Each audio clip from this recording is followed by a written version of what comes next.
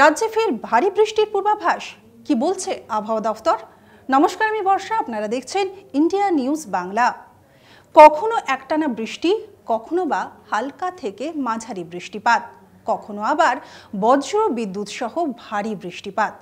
ঘোর বর্ষায় আগামী কয়েকদিন কেমন থাকবে বাংলার আকাশের মন, চলুন জেনে নেওয়া যাক। অর্থাৎ সোমবার বৃষ্টি থেকে খানিকটা অব্যাহতি পাওয়া গেলেও আগামী মঙ্গল এবং বুধবার দক্ষিণ এবং উত্তরবঙ্গে অতি ভারী বৃষ্টিপাতের সম্ভাবনা রয়েছে।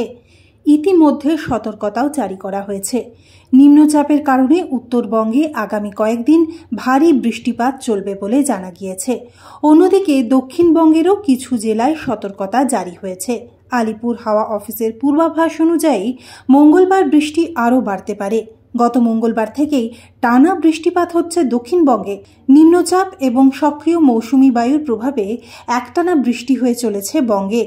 সোমবার বজ্র বিদ্যুৎ সহ বৃষ্টির সতর্কতা জারি করা হয়েছে দক্ষিণবঙ্গের 5 জেলা, উত্তর 24 পরগনা, 2 বর্ধমান, মুর্শিদাবাদ এবং বীরভূমে। অন্যদিকে উত্তরবঙ্গের উত্তরের জেলাগুলিতে বিক্ষিপ্তভাবে ভারী বৃষ্টি হতে পারে।